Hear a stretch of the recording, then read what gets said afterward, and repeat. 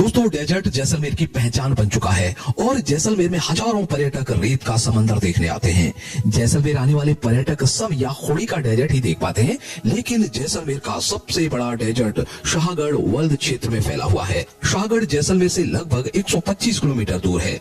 यह सम डेजर्ट से 85 किलोमीटर है। शाहगढ़ वर्ल्ड क्षेत्र भारत का सबसे विशाल रेगिस्तान है, लेकिन यहाँ पर पर्यटकों को जाने की इजाजत नहीं दी जाती।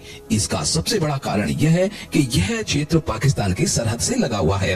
दूसरा कारण, यह विशाल क्षेत्र आबादी विहीन है, यानी इस विशाल रेगिस्तान में इंसान बहुत कम रहते हैं और दूर दूर तक आपको वनस्पति कहीं भी नजर नहीं आती। इस रेगिस्तान में यदि कोई रास्ता भटक जाए तो रास्ता बताने वाला कोई नहीं मिलता। इसीलिए इस क्षेत्र में बीएसएफ के अलावा कोई भी नहीं जाता। बीएसएफ के जवान भी विशेष वाहनों से ही इस क्षेत्र में जाते हैं। शाहगढ़ वर्ल्ड क्षेत्र में खतरे भी कम नहीं हैं। यहाँ पर रेत के 50-50 फीट ऊंचे पहाड़ हैं और इन पहाड़ों के बीच रेत के भंवर पाए जाते हैं। रेत के भंवर बहुत खतरनाक होते हैं, यानी किसी इंसान का पैर यदि इस भंवर में पड़ जाए तो वह सीधे 50 फुट नीचे रेत के पहाड़ के अंदर चला जाएगा और इस विशाल रेत के पहाड़ के नीचे से उसको निकालना लगभग नामुमकिन है। रेत के भंवर कुछ उसी तरह से होते हैं जैसे कश्मीर के अंदर पानी की झील के ऊपर की परत बर्फ बन जाती है, लेकिन नीचे पानी होता है और यदि कोई इस बर्फ की पतली परत के ऊपर घूम रहा हो तो कभी कभी पतली परत टूट जाती है और इंसान अंदर चला जाता है। रेगिस्तान के अंदर जब हवा के द्वारा रेत के पहाड़ एक स्थान से दूसरे स्थान पर शिफ्ट होते हैं, तब इन पहाड़ों के बीच में खाली जगह रह जाती है। ऊपर हल्की रेत की परत होती है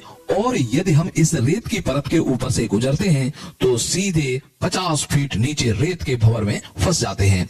इसीलिए इस क्षेत्र में जंगली जानवर भी नहीं पाए जाते, सिर्फ चूहे या जमीन के अंदर रहने वाले जीव ही पाए जाते हैं। बीएसएफ के जवान भी एक खास रास्ते द्वारा ही इस क्षेत्र में जाते हैं। नए रास्ते पर जाना जोखिम से भरा हो सकता है। रेगिस्तान का यह क्षेत्र सबसे खतरनाक है, इसीलिए पाकिस्तान ने इस क्षेत्र से कभी भी आक्रमण नहीं किया है, क्योंकि उनको पता है कि इस क्षेत्र में आक्रमण करने का मतलब बिना युद्ध किए ही मौत है। भारत की सुरक्षा के लिहाज से रेत के ये भंवर बड़े ही उपयोगी साबित होते हैं, पर अब धीरे धीरे इस क्षेत्र में इंसान का आना जाना बढ़ता जा रहा है और इंसानों को रेत के भंवर से बचाने के लिए वन विभाग की टीमें इस क्षेत्र में रेत के भंवर खत्म करके पौधारोपण का कार्य कर रही हैं। इसका मकसद भविष्य में रेत के टीलों का स्थिरीकरण कर इस क्षेत्र में व्यापक स्तर पर खजूर की खेती करना है, क्योंकि यह क्षेत्र समुद्र तल से 100 मीटर से भी कम ऊंचाई पर होने के कारण यहाँ जमीन के अंदर पानी बहुत आयत है।